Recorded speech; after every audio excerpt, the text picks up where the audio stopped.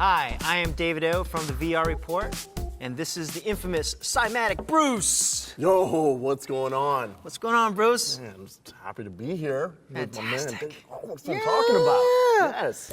I actually got turned on to Bruce by his YouTube videos reviewing VR games, and you're more animated than a Busta Rhymes. Like it's always fun to watch your videos. And how did that even start about? Like, let people know, how did the YouTube videos start?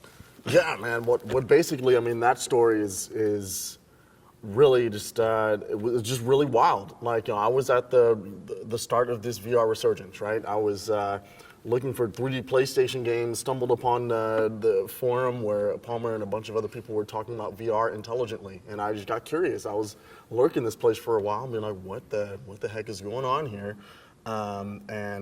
Things just all of a sudden progressed. Palmer had a kit.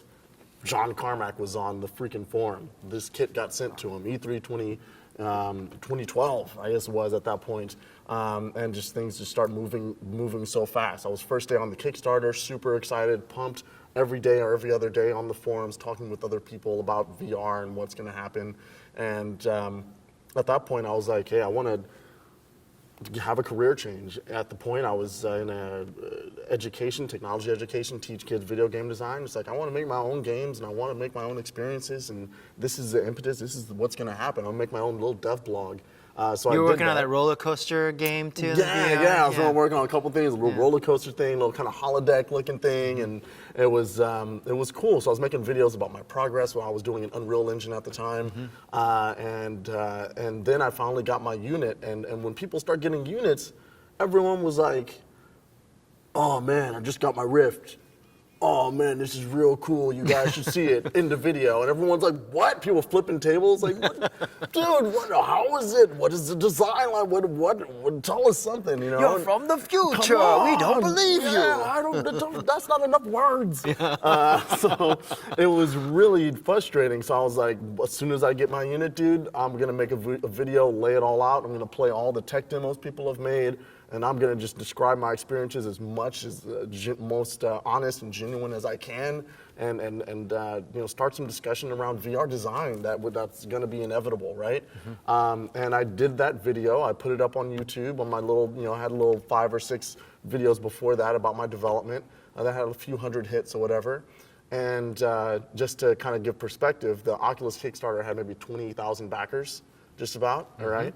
And that video, within a couple weeks, had 20,000 hits. Yeah. So it was like the entire VR community had watched this video for the most part, right? It was like, you're talking about tens of thousands of people even know about this whole VR thing that's going on. And I have a video that's watched over 20,000 times. And I was like, whoa, what the heck? And then at that point, things exploded. I made another video and I got community feedback, and people were really appreciating what I was doing. It was generating conversation around VR design.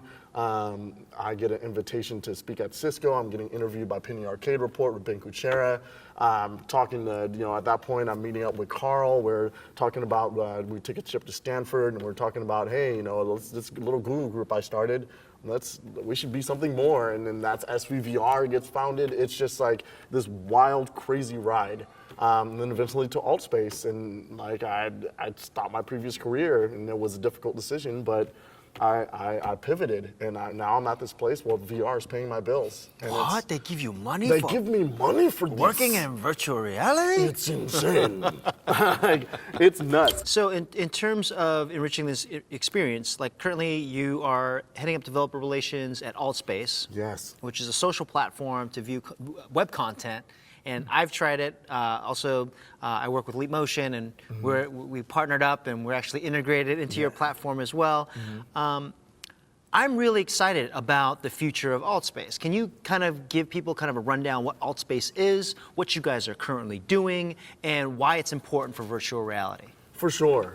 Yeah, I think with Altspace, the cheesy tagline would be share a couch with anyone in the world.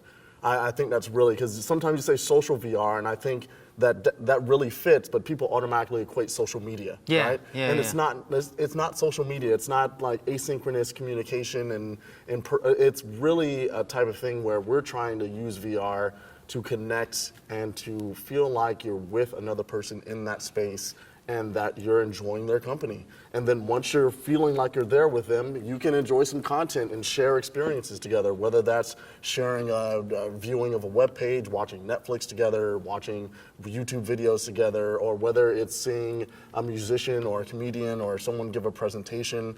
It's super cool in VR, and that's the thing that's special about VR is this ability to feel connected to the other people that are in it better than a phone call, better than video or Skype or a Hangout or anything like that. The strength of VR is to really feel like you're in that other person's presence.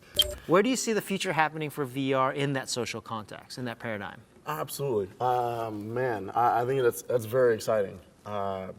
You know, it kind of harkens to some of the books that are about VR fiction, Ready Player One, with Neuromancer or Snow Crash, where we want to get to the point. Hero protagonist. Oh! That's an inside reference. There If we you go. read Snow Crash. Read the books, people. Yeah, I think that's where we're headed, where we have this situation where we can go everything from education to entertainment to adult entertainment to like, you know, seeing a concert or whatever it is. We can experience that from wherever we are with whoever we want. And that is incredibly powerful thing, right? It changes the face of commerce. If I can slap a 360 camera that is capable of live stream at the front seat of the Super Bowl, now I can sell that ticket 40 times, 400 times, 4 million times rather than just once. That's right. What does that do to supply and demand when almost every experience... Democratizes it. It democratizes it, right? And it also changes the scarcity of items. It like the economy of the stuff that's going on with, you know, like the Team Fortress 2 with Valve and making hats, and it's like, well, you know, there's no cloth involved. There's nothing involved in making the hat that you wear in this game, right? It's a person that puts it together, and then you have infinite hats. Yeah. And there's a lot of silly hats. yeah, there are lots of silly hats, silly. but they're infinite, right? Yeah. So I think it changes economical models. Yeah. I think it does. I think it does a lot to build empathy between people. I mean, now you can experience, especially if it's based on smartphone, we have an explosion in the third world of people with smartphones right now. And if they can use that smartphone to connect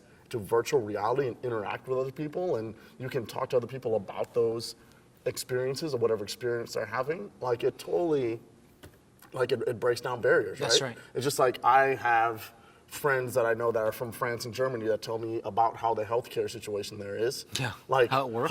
How it works, like the nuts and bolts, right? Yeah. Like if I was somewhere else or with someone else, I wouldn't know that information. That's like right. I wouldn't, and then I wouldn't think it was an issue. I'm like, oh, healthcare is the same everywhere. Yeah, we're supposed to wait in line Yeah, and exactly. get billed. That's the way it is, right? weirdly, It's like, yeah. So I mean, when you get information from people all over the world, and that gives you so much perspective about what's going on. So I think that's, you know, the potential of social virtual shared experiences. I think right. that's where it could be, where you have this world or worlds or universes that people can share, where they can really connect to each other as humans, which hopefully would be something that would move us forward as a species. Yeah. So I think that's, you know, it's the most ridiculous, ambitious Silicon Valley-ish goal. We're changing the world. But it's really is, it seems like, you know, the end game for shared VR is to have everyone sharing VR and doing whatever they want. Yeah. And when you get to that really just broad, crazy situation,